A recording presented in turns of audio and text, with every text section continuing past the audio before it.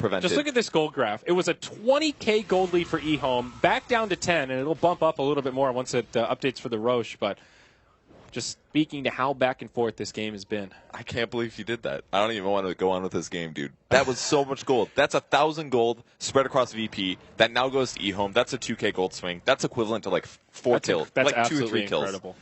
He made it look so easy, too, as if he knew the exact timing, just strolled in, casual ice shards. Yeah, no problem. Easy 1,000 gold, boys. What's up? What a player. Now, smoke from eHome in the mid lane. They may bump into VP here. Phobos on the high ground. Does have a Ravage ready and waiting. They don't have the Aegis, though. And they're doing the same thing. DK Phobos in the front, looking to break the smoke. But they're wrapping around the side. Little's actually not going to spot this, but he also has a Blink Dagger. They're putting their mobile heroes on the outside. Observer. Oh, they smoked themselves. All right, they're both smoked up here. Neither have been revealed yet. And eHome saw that. They put the Observer Ward down, the smoke happened. Now they're coming from the back. This is really bad for VP, especially if AA dies first. They need to get the Ice Blast off if possible. But the Radiant smoke is about to expire, and it has. The creeps mid will expose this, and it looks like both sides. And now VP gets a turnaround. I mean, VP's still happy to go for this. We'll see if they actually do, though. They're may baiting be the Razor. A little bit cautious here. Here we go. Ravage just started off, connects on 2. Follow-up Sonic Wave. Snowball again. Call down. Yang goes down first. ROTK with the BKB on. Could be in some trouble next. CTY on the back foot. Stolen Laguna comes out to take him down low. G wants to pursue, but can't get the kill. It's just a 1-0 to get things started. The missile's still following him, but he's got a Yule Scepter, so he should be fine. We even have DDC running over the cliff. He's got a Blink Dagger.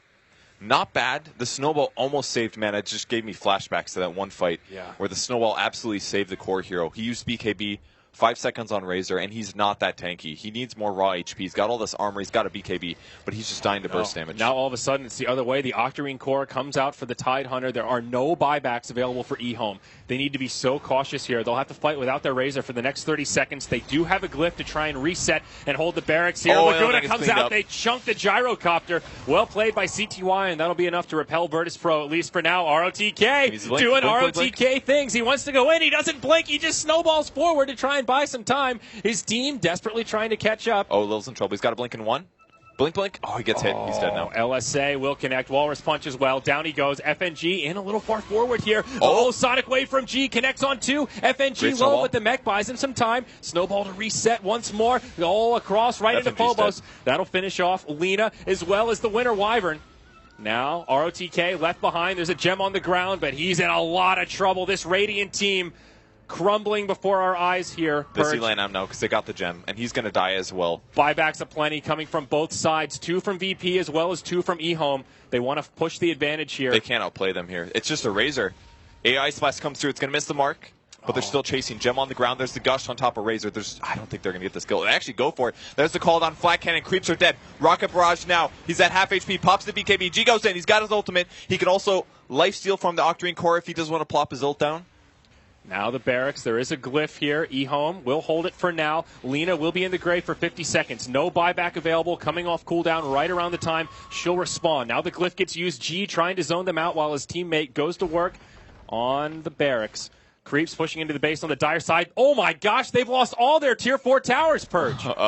Their throne's exposed, and it's been taking damage. We're top-tier observers, guys. Oh, man. Illidan in trouble. Taking a bunch of damage here, getting damage. AI Splash going to possibly turn things, though. It hits on the Razor. Might drop an ultimate. No, 5-second cooldown. There's the Ravage actually catching 2. He's getting low. Razor at 700. Here comes the Quap. She's going to ult this. Pops BKB just in time. Will it be a dead Razor? He does end up going down. Great initiation from DK Phobos. And G, he'll stay alive for now. Now a buyback from the Razor. G needs to be careful here. He definitely does not want to die. They will get the kill on the Tusk, and now they retreat. VP secure the barracks. They head for the hills. They'll get back to their base to find their throne at about 60% HP or so. Now BOT starting to come out. Buybacks, a lot were used there, Purge, but there are still a few available, both on the side of Virtus Pro. My gosh, what a game we've got on our hands here. Quap is doing so much damage in these teamfights, and it's really because eHome's lacking damage. They only have, like, Lena, really, that's a major threat. The Razor is an issue, but it takes him a lot of time to ramp up, and most of the time the Quap can just run. And on the other side, you've got a mostly utility Tusk. You've got a Bounty Hunter that's entirely utility, and Winter Wyvern can't really do that much damage by himself, so Quap is just life-stealing constantly. Every time he throws out a Shadow Dagger, he's getting 25% of that back. And that's a 3-second cooldown. And he's getting right clicks, and he's Scream of Painting for lifesteal. He's actually just a tanky, magic nuking monster right now. And he's going for a Hex next, and once he grabs that, another low cooldown, high utility item. That's the power of the Octarine core at this stage of the game. Lots of gold indeed. Roche still a while before that 8-minute timer comes up, and we see see who is able to claim the Aegis as well as the cheese. Now the refresher on the way for the Tidehunter. He's picked up the recipe, and that first ring of health still has a little ways to go. And at this point, pretty much everyone needs to pull for buyback. So unless your buyback's on cooldown, you need to be very cautious about that unreliable. This Anchor Smash Octarine core is actually pretty cool because he lifesteals every time that he Anchor Smashes. It's not a huge amount of damage because it's physical and it's getting reduced by armor and stuff, but still, kind of a cool little idea to make his hero go a lot farther in team fights. He's working on the refresher, by the way. He's got 1 ring of health, he's got 2k gold, and he needs approximately 2,500 to finish that. And I dare say he's going to go all in and buy it because if he uses refresher, or if he blink Ravages, by the time his Ravage is up, he'll be respawned no matter what, right? If he buys back, what's he got? A Gush, a Mecha Blink, that's about it. Anchor Smash is good. Good point. But I feel like he should just go all in on the refresher here, because if they get the right double Ravage, that's game winning completely. Yeah, no doubt. Now these dire supports are finally getting some farm. We'll see FNG make some progress towards an Aghanim Scepter, though still rather far away. The Rubik's the big one. Glimmer Cape and Blink Dagger. Since Lil's been able to pick up these mobility items, we've seen a much bigger impact out of his Grand Magus. C2Y coming forward. Yeah, only one outer tower remaining for eHome, and it looks like VP won't press the issue, at least not for now. Phobos for now is just saving buyback. In case he does get killed at the start of the fight without using Ravage, he's going to need it. So that's the dangerous part. Well, there's no point in just buying the extra pieces. You either save for buyback or you buy the whole refresher. Okay, but he's got the surplus. Yep, 100 gold. So definitely want to pull for buyback till you can buy the entire thing. VP just doing the dance. They may want to wait out until they have enough gold for the refresher. Lanham's still trying to scout things out. He's got a Solar Crest, but I don't really think that's the item this game. The right click from Gyrocopter, he's got an MKB already. Does he have an item coming? It's an Observer Ward. Careful. Oh, watch out. Oh, G, very far forward. eHome, maybe thinking about initiation here. Looking at Dire Vision. They don't have a hell of a lot. It is nighttime after all. eHome. He's thinking about ulti. No, he gets punched. G. There we go. Walrus punch to get things started. Call down gets queued up from Illidan. Laguna Blade almost finishes off G. Can they get him? They will. He's going to buy back. Yang chases him down. Illidan also drops. Phobos comes in with a Ravage, but BKBs were on. It's a disaster for the Dire this go-around. G comes right back into the fight, gets off the Sonic Wave, but there's just no follow-up. He'll take a Walrus punch, has to blink defensively. Now VP just trying to get out of here. FNG's TP gets interrupted. G locked in place. And this could be a dieback if they can catch him, but no. He'll make it out for now. Phobos falls to Yang. 4 dead on the side of VP. Really 5, including the buyback. And this could be it. Have eHome finally done it here, Purge? It's nearly a 10,000 gold swing. I mean, why did that fight go so bad? They got to initiate first, I guess. The Quap basically just ran away. I feel like he maybe should have used his BKB instead, honestly, because the first fight is tough. But Razor was just wrecking damage there. He must have sapped a lot from somebody. The Ravage was kind of weak. It went through 2 BKB heroes, caught 2 supports on the edge, but there's no follow-up, and you need the follow-up. And the Ravage the BKBs were on. It's tough at this stage of the game. Finding that perfect Ravage is really difficult. They need him to initiate out of fog, and instead it was eHome that got the jump on VP. Like, they shouldn't have been sitting around the Tier 2 tower. Like, it's 54 minutes in the game. This might as well be a 70-minute game as far as I'm concerned. Tier 2 towers are nothing at this point. It's all about the team fight, and there's no way to sit there and let them fish for you for that long. And they let them fish, and they caught them. Well, G throws a less than ideal ult there. Fills about 1 creep as they start to siege. Buyback now used by the Tidehunter. There are 0 buybacks remaining for Virtus Pro. This is it. They need to make a hold here. Remember, they don't have any Tier 4 towers, so Throne is exposed in favor of eHome. They get the Tier 3 tower. There is a glyph for the Dire side. Razor will go ahead and pick up his Assault Kuros to make sieging even easier at this stage of the game. Rocket will chase him down. Okay. It's a Ravage in 20, so they're not quite ready. Oh, they actually Glimmer Caped him in. Ravage up in 2, but his whole team is very far back.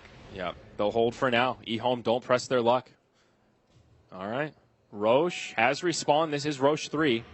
Basically nothing happened just now. Yep. Is what happened. They got a Tier 3 tower, which is basically nothing. Yeah, pretty much. Roche is going to be there. They see it. All right. And they see a lot of eHome back. Will they be able to rush for it is the question. They have pretty good damage. eHome have not scattered out the Roche pit. Taking a look at their vision right here, they only have a couple wards on the western side of the map, but nothing around the Roche area. It is VP that walks straight in. Can ROTK snipe the last hit again? He did it once. Their team's going to get here in time, I think. It's not taking enough damage. And VP's got to be careful. Looking at dire vision, they have no idea until they see the ice shards. They back out with Phobos Roche at about half health. In comes ROTK. Oh, he gets the blink. Uses the Shivas, but will miss. Okay. That was so close. If he got punched there, Tidehunter would have been forced to Ravage, and they would have had to take that team fight, but he barely made it out. Absolutely clutch escape. And now the dance for Roche. Yeah, it's on a hairpin trigger here, and for VP, they just have no lane control in this top. They constantly have to worry about creeps coming in to poke their throne now that they're out of safety structures. Just one effigy remaining. Same goes for eHome, really. I mean, they've got the tier 4s up, but any bit that they can keep these alive is going to buy them time later in a point where it could be a base race. Oh, nice track from Lanham. Gets that little bit of intel into the Roche pit to see exactly where Illidan is positioned. Ice Shards, good steal. They can play with this. Blink forward. ROTK goes in. They go right onto Illidan. He gets BKB'd, and he's dead. No buyback there. Laguna and Winter's Curse enough to lock him in place. eHome will take the safe play and try to go for Roche while they have a 5v4 advantage, and then they'll hightail it straight to the dire base. Are they going to try this? I think VP have to. Phobos, does he? Or maybe they just back out. They're not going to win this fight, I think. Oh, he actually gets hit. All right, they'll hand the Roche over. Sonic Wave. She tries to steal the gold, but noble effort. Short cooldown. Absolutely worth it to try. The gyro is just worthless at this point. That's what's happening. He's getting Winter Cursed by DDC. He's got a Blink Dagger. He just Blink Winter's Curse, and then Lina throws an ult, and he's out of HP. He's only sitting at about 1,700, I think, somewhere around there. So Lina ult takes off more than half, and they easily have the right click on top of that. Yeah, he could really use a Satanic at this point, just for the extra HP and having some way to try and lifesteal through, but he's so far away. Even that I don't think is going to matter. The Satanic's 500 HP. If the Lina really wants to, she just two-shots him with the Refresher. That's true. And that's the issue.